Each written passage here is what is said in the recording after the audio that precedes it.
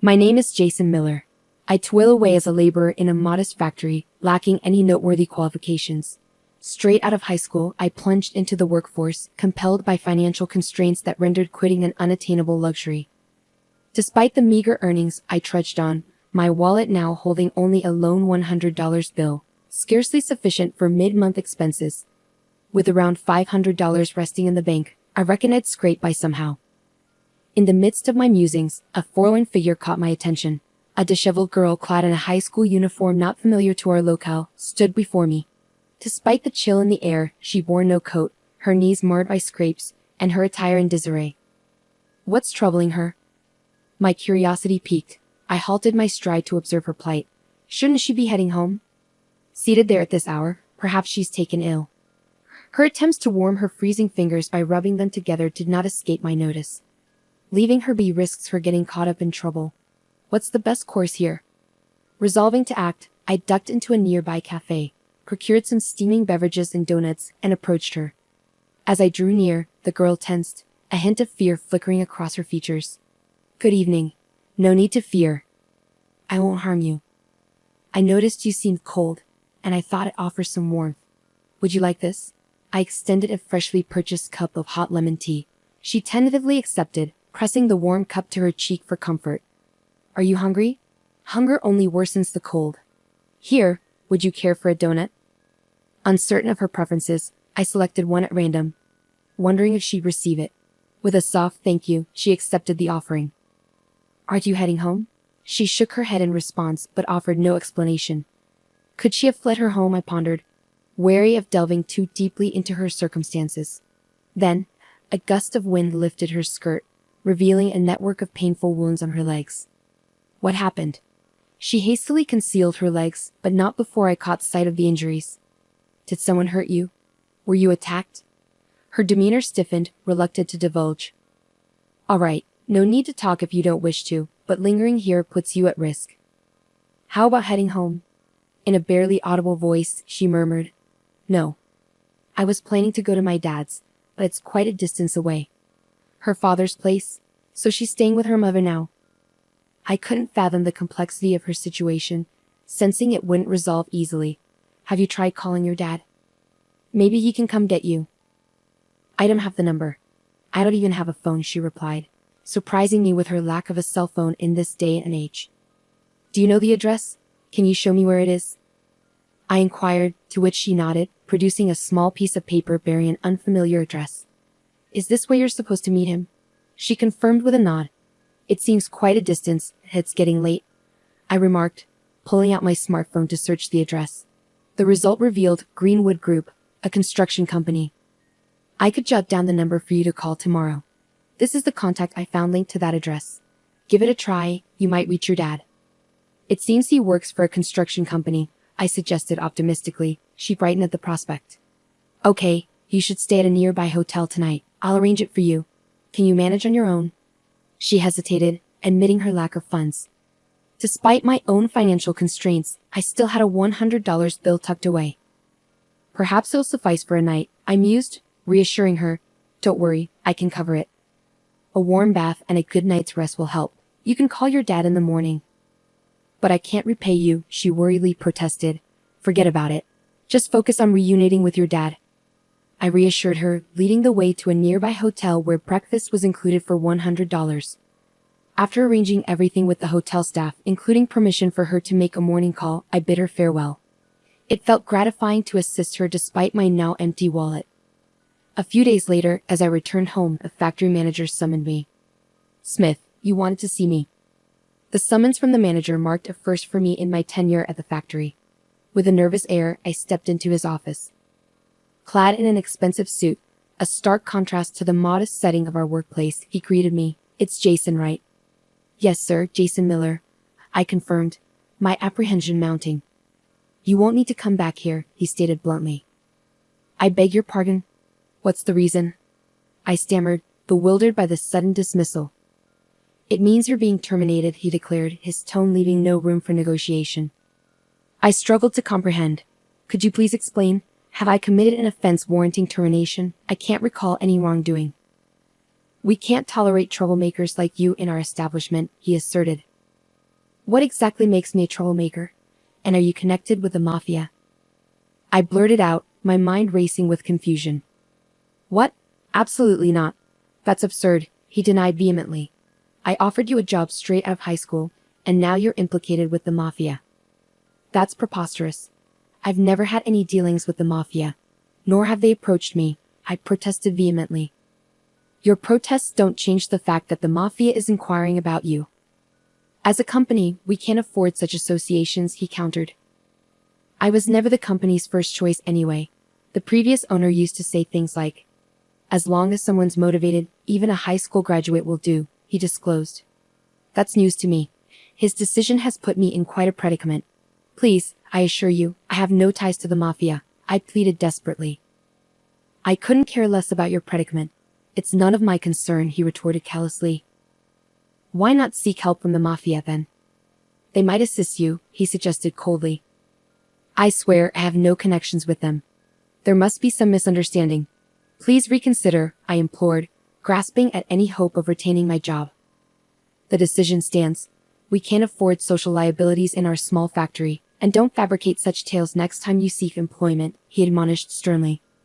I'm not fabricating anything. I've never associated with such individuals, I protested earnestly. Then were you running with a rough crowd in high school? Is that the kind of company you keep? He interrogated. That's impossible. Please, Mr. Smith, believe me, I pleaded, desperation creeping into my voice. Enough. Just leave. You'll be compensated for today, he dismissed me coldly, never darken our doors again. No. There must be some misunderstanding, I persisted, but my words fell on deaf ears. He regarded me with disdain, pointing toward the exit. Is that all you have to say? I've heard your side. Now go. I've work to attend to. With a heavy heart, I realized it was the end. In the office, I received a meager envelope, my final paycheck from the company. Were the 15 years of hard work really so inconsequential, reduced to this thin envelope? As I bid farewell to my colleagues, their expressions mirrored my disbelief. Why the sudden departure? It's absurd, they lamented, expressing regret at my forced exit. Yet, despite their sentiments, none dared confront the manager or challenge his decision, fearing they'd meet a similar fate. With a farewell and a wish for their well-being, I departed from the gates of the company I had faithfully served for 15 years. What am I to do now? Fired so abruptly, all I possess is this meager envelope. I must find another job swiftly before it dwindles away, I mused, my gaze fixed upon the ground. Suddenly, a black tire halted before me, prompting me to look up. It was a sleek luxury car obstructing the way. Naturally, I thought, must be some high-ranking individual here for the factory. They ought to hasten their entrance. The driver, clad in gloves, emerged from the vehicle and courteously opened the rear door. Stepping out was a man in an exquisite suit accompanied by a girl. He inquired of her, "Is this the gentleman?" Her nod confirmed it. Recognizing her from our earlier encounter, I exclaimed, "Ah, you're the girl from before. So you've reunited with your father? That's wonderful. I'm truly glad for you." Forgetting my recent misfortunes, I addressed her warmly. She beamed and embraced me. "Thanks to you, my daughter is safely in my arms. I owe you my gratitude." "You're her father?" Excellent news. I was concerned for her but had no means to contact you thereafter. By the way, you're leaving the premises quite early. Any pressing engagements? I inquired, attempting a forced laugh. It wouldn't do to divulge my recent dismissal to someone I'd just met, especially someone likely of high rank, evident from the lavish car and attire. It felt improper to engage with such a figure. "If you're not pressed for time, I'd like to express my appreciation. It's nearly lunchtime. Would you care to join me?" He offered graciously. "Oh no. That's too generous." I couldn't possibly accept gratitude for simply doing what was right, I demurred. "Come now. Don't be so modest. Should you have other commitments, I won't insist. But if you're available, please allow me to treat you."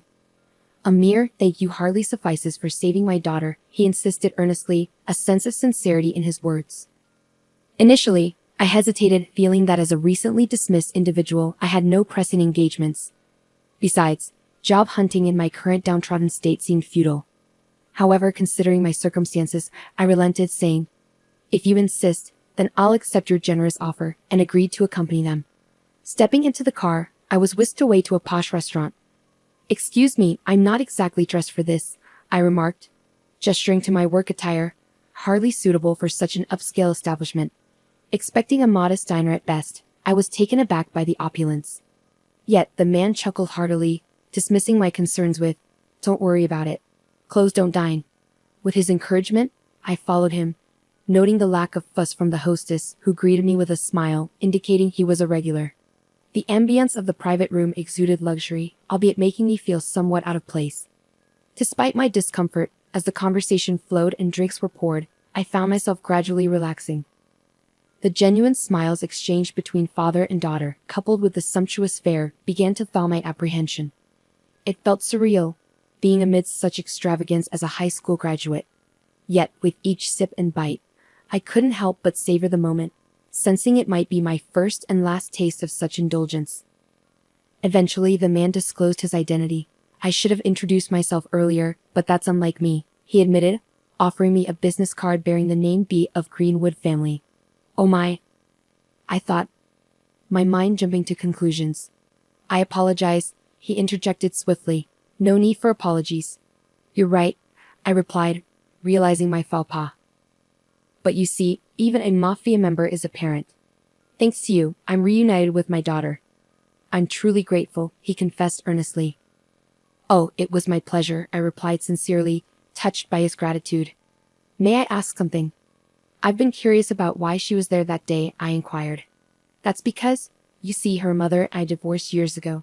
Shortly after she remarried, her new husband appeared to be the vice president of a small factory. However, after her passing, his new wife took over the household. Coincidentally, around the same time, the factory's president, who had always been kind to my daughter, also passed away. The vice president then ascended to the presidency. Since then, my daughter has been treated as an inconvenience." "Could that be why her legs were injured?" I wondered aloud. "Yes, precisely. She was injured in places not easily visible, especially on her back. It was dreadful. I can't even begin to imagine the pain she endured. Before her mother's passing, she received an amulet, and was instructed that if she ever needed help, she should open it. That was the note left for her. Unfortunately, not jotting down a phone number was an oversight. She was desperately trying to locate me. However, despite her efforts, the distance was too great for a high school student to traverse alone. By the time you found her, her wallet was empty. If it hadn't been for your intervention, she might have succumbed to the cold." "That was the situation," he explained. "I suspected there must have been extenuating circumstances. As for her mother's new husband, I can't forgive him for subjecting her to such hardship. I swore to seek retribution," he declared. "Oh, it doesn't sound quite fitting for someone associated with the mafia to express such sentiments, does it?" I remarked. "I understand your sentiment. Thank you," he responded. "What about you? Leaving work at such an hour, something must have happened, right?" he inquired. "It may sound peculiar to share this with someone I've just met, particularly someone of your stature, but I was actually terminated from my job just now," I confessed. "Fired? Why?" he inquired, visibly taken aback. "Apparently, I was unjustly accused of having ties to unsavory elements. I have no clue how that came about. This morning, out of nowhere, I was accused and promptly dismissed," I explained. "Hold on a moment," he said, beckoning over an executive nearby. After a brief exchange in hushed tones, he turned back to me, visibly perturbed. "Idiots," he exclaimed before addressing me directly. "I must apologize profusely. It appears that my colleague is at fault here," he said apologetically. "Oh, what do you mean?" I asked, bewildered by the sudden turn of events. "I wanted to express my gratitude, so I had my associates look into your situation. They found out where you were employed but wanted to confirm it firsthand. It seems they mentioned our organization's name during the inquiry, which likely led to the misunderstanding about me being associated with antisocial forces. It was a complete setup, and for that, I sincerely apologize. Allow me to rectify this. I'll speak with your manager tomorrow, clarify the misunderstanding, and ensure everything is resolved," he reassured. "No, I'm fine," I replied hesitantly. "You shouldn't be fine. You must be facing difficulties, right?" he persisted. "Well, it wouldn't be truthful to say I'm not troubled. However, returning to work under such management would only repeat the same cycle. I refuse to work under someone who lacks trust in their employees," I asserted. "I understand. Do you have another job lined up?" he inquired. Unfortunately, no. Truth be told, I have nothing at the moment. If I don't secure something by month's end, I'll be in dire straits. But I'm resolved to stand firm, I confessed. Good for you. In that case, how about I introduce you to a company owned by a friend of mine? They have no connections to the mafia. I believe my friend would appreciate your skills, he proposed. No, thank you. I appreciate the offer and am tempted to accept. However, should I truly consider it? Even if they claim no affiliation with the mafia, can I trust that completely? I pondered aloud. I see. Well, should you ever find yourself in need, don't hesitate to reach out. I'm here to assist, he offered with a chuckle. About a month later, finding myself in dire straits, I reached out for his help. Despite numerous job interviews, I remained unemployed. Faced with the prospect of settling for part-time work, he invited me for a drink, ensuring it was on him. It was a humble gesture considering his position, and I accepted, surprised to find such generosity from a mafia member. If it's a bar, you're not asking for much, huh? He quipped. That's not fair. I'm treating you, and you prefer a bar over a fancy restaurant, I retorted. Well, I've never been one for fancy restaurants. They make me feel uneasy. I'm more at ease in a casual bar, I confessed. I see. I suppose I didn't consider that, he conceded. With a beer mug in hand, I replied, I'll take this, thanks, and took a swig. So, have you had any luck finding the job? He inquired. Not yet, unfortunately. Being a high school graduate, it's proving to be quite challenging. I've applied to numerous companies, but no success, I admitted. That's a shame. Say, would you mind assisting me with something? He asked, causing my heart to skip a beat. Being asked for help by someone associated with the mafia didn't bode well in my mind. However, he continued, I understand if you're hesitant, but rest assured, my request is not what you might expect. Even though I'm affiliated with the mafia, not all our endeavors are nefarious. I merely seek justice for my daughter, he divulged. Justice, yes. Over the past month, I've been investigating the individual responsible for my daughter's suffering. It transpired to be the manager of the company you were employed at. He operates as the factory's manager. Unlike his predecessor, who wore work attire and engaged with the workforce, this man dons expensive suits and avoids the factory floor entirely. He resides in a luxurious neighborhood over an hour's drive away, which explains his habitual tardiness. Absolutely, a classic example of executive negligence.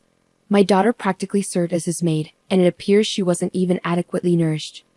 Reduced to tears while eating a single bagel. Unbelievable, isn't it? Yes, unfortunately, it's true. How could he treat my daughter in such a despicable manner? He muttered, frustration evident as he finished his beer. Hence, my desire for retribution for my daughter. But when we talk about revenge, it's not about resorting to anything unlawful. I refuse to risk losing precious time with my daughter by ending up behind bars over a scoundrel like him. So we're approaching this legally. Legally? Yes, hence why I've established a company. What sort of company? It operates within the same industry, but truthfully, it's rather inconsequential. What I'm truly after is seizing control of that company. Seizing control? Yes, precisely. We'll orchestrate a takeover and oust the manager. I possess substantial incriminating evidence against him. He's drowning in personal debt, largely accrued from gambling and the like, and now he's funneling the company's profits to settle his debts. Is that so? Yes. That's precisely why the employees' wages have plummeted. They've seen a significant decline since the passing of the previous manager. That's correct. Our wages took a nosedive following the demise of the previous manager. It's clear now. We were all pawns in his scheme, toiling for his benefit. Hence, my resolve to oust him from the company and transform it into a place where employees are rightfully compensated. What fate awaits the manager once he's ousted? Well, I reckon he'll be in quite a bind. Additionally, it appears his wife married him solely for his wealth.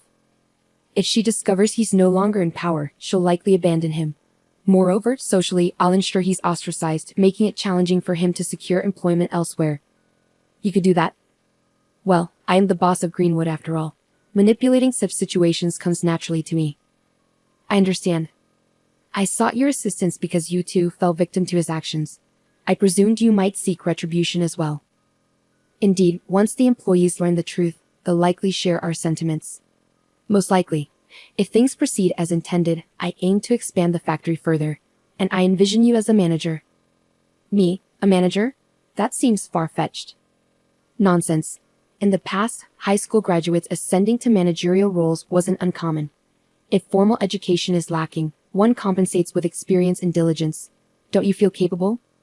If you're confident in me, I'll give it my best shot. Excellent. Then tonight, we'll toast to the future of our new venture. Thus, unexpectedly, I became entwined in the takeover scheme of the factory that had previously let me go.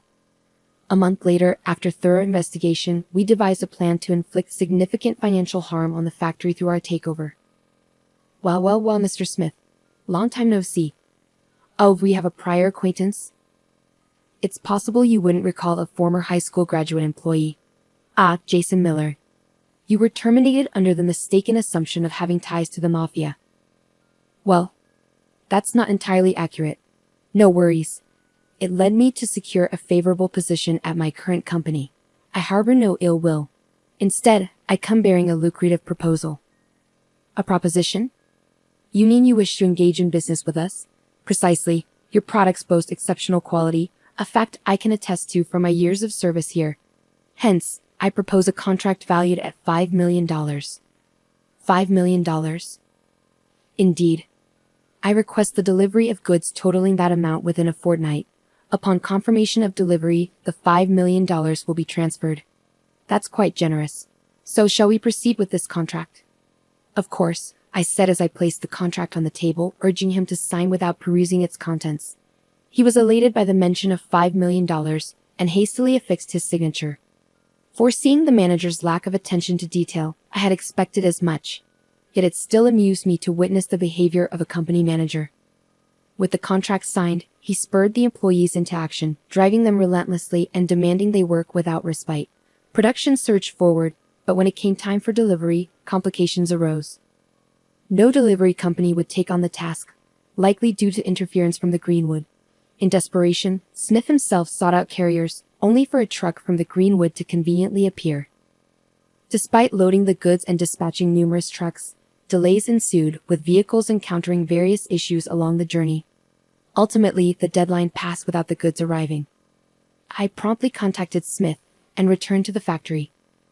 The goods didn't arrive by the deadline. Our company has incurred significant losses, I informed him. This is a breach of contract, he protested. No, we fulfilled our end of the agreement. It clearly stipulates in the contract that failure to deliver results in a $5 million payment, I countered. That's preposterous. I wasn't aware of such a clause, he retorted. Mr. Smith, whether you were aware or not, it's clearly outlined here. Claiming ignorance won't absolve you of your responsibilities, I asserted. Impossible. My company doesn't possess $5 million. Then it appears we'll have to acquire this factory. This factory, it's clearly stated here. Even if the mishap occurred due to the carrier's fault, your company assumes full liability. You've signed the agreement, haven't you? Hold on, this is outrageous. Without the factory, it will spell disaster. Indeed, it appears so. No longer will anyone be able to settle the personal debts you've accumulated. How did you become aware of that? That's not all. It's likely your wife will depart as well. It seems she wedded you solely for your wealth. You were aware of all this and orchestrated this contract, he accused. It's not just me who harbors resentment towards you. That's why this course of action was taken. Now, the factory belongs to our company. Pack your belongings and depart, I instructed sternly. Unbelievable. With all my debts, he lamented, sinking into despair. Following his expulsion from the factory, he sought solace with his wife, imploring her assistance in clearing his debts. However, accustomed to a life of luxury, she chose to sever ties with the now destitute manager. Slamming divorce papers onto the table, she callously demanded compensation, further plunging him into insurmountable debt, leaving him in a state of profound suffering. Upon reporting the entire ordeal to the boss, he expressed satisfaction and commended my actions. Henceforth, he'll find no employment with any reputable company. He'll come to truly understand the consequences of betrayal. Yes, may he face torment in the depths of hell, I concurred. Presently you're the manager of this factory. Will you endeavor to expand the company for the benefit of the employees and yourself? My colleague inquired. No. That's not my primary motivation. I didn't undertake this for personal gain. I did it for the sake of my daughter, you, and all the hardworking employees at this factory. It's imperative that we prioritize the happiness of our employees, I clarified. Understood, sir. We'll ensure the employees' well-being, they affirmed. With that resolved, I resumed my role as the factory's manager, greeted warmly by my former colleagues. Thank you all for remaining steadfast. Together, let's strive to enhance the factory and ensure every employee receives fair compensation. This factory belongs to all of us, I proclaimed during my inaugural address. My colleagues erupted into cheers, welcoming me back wholeheartedly.